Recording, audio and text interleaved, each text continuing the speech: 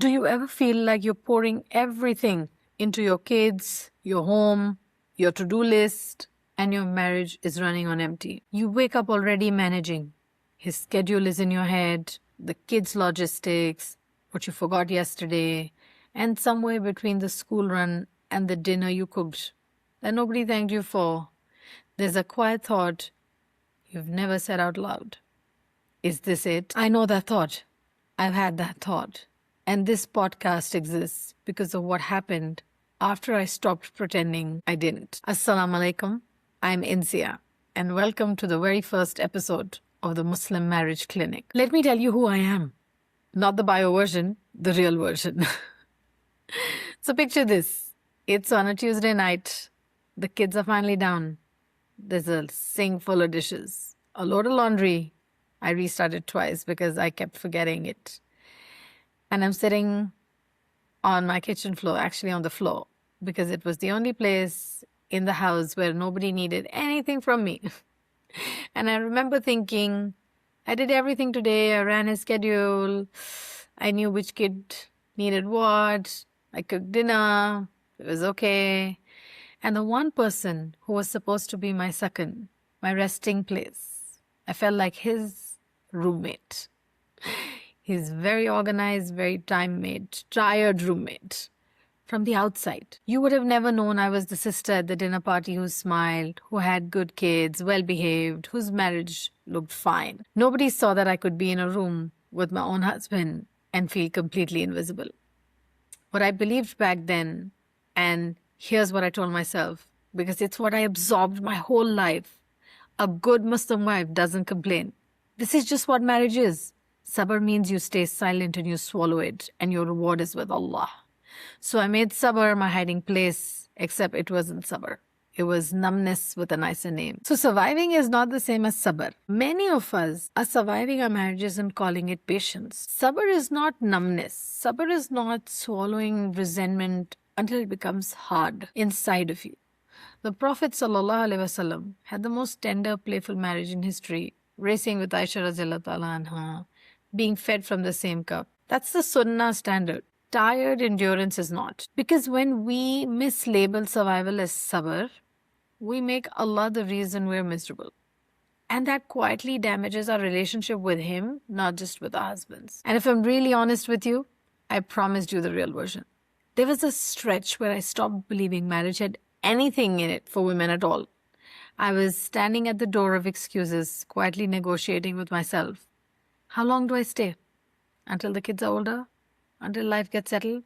Until my career gets settled, maybe? I wasn't living in my marriage. I was doing a countdown inside it.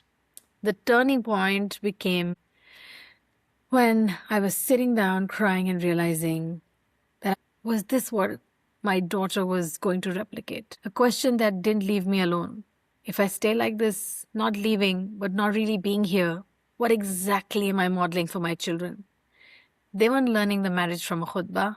They were learning it from watching me survive one. And that was the day I stopped asking, how long do I stay? And started asking a much scarier question. What would it take to stay and actually find sakina, find the goodness? So I went looking for answers. My professional work took a whole deep dive where I started looking into what was really working for Muslim women. I did courses in coaching, in fitra-based understanding, in opening the book of Allah and finding the wisdom in it and seeing what works and what doesn't. And what I refused to accept was that I had to pick between being a psychologically healthy woman and a woman of deen. And what I found changed my home. Not overnight, not because my husband became a different man.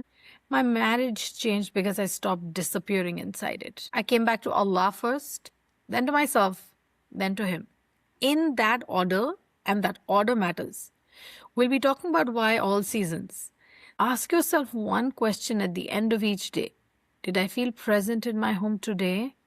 Or did I just get through it? Write down the answer. That is the starting of doing your own data and research. No judgment. Why do I do this work? What I saw when I began working with Muslim wives This narrative of we're not on the same page, he's a very good man, I am lucky, but I feel alone. Sisters who love Allah, love their deen, and secretly feel like their marriage is a test, they're failing. Because the mainstream options don't fit us. When we think of some secular advice, if that says if it costs you anything, leave. Some cultural advice is endure everything, say nothing. There is a third part, staying to thrive, and almost nobody is teaching it to Muslim women across the world. And that's this show.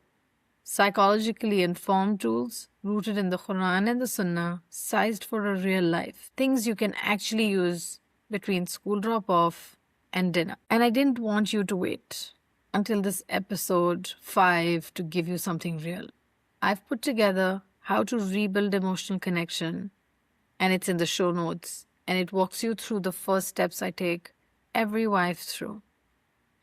If this episode is speaking to you, that's your next step. What this podcast will give you every week, around 20 minutes, one real conversation, one skill, a tool, and one shift in how you see your marriage.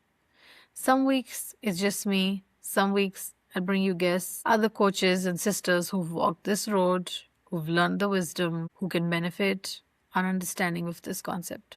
Because transformation doesn't come from consuming more content.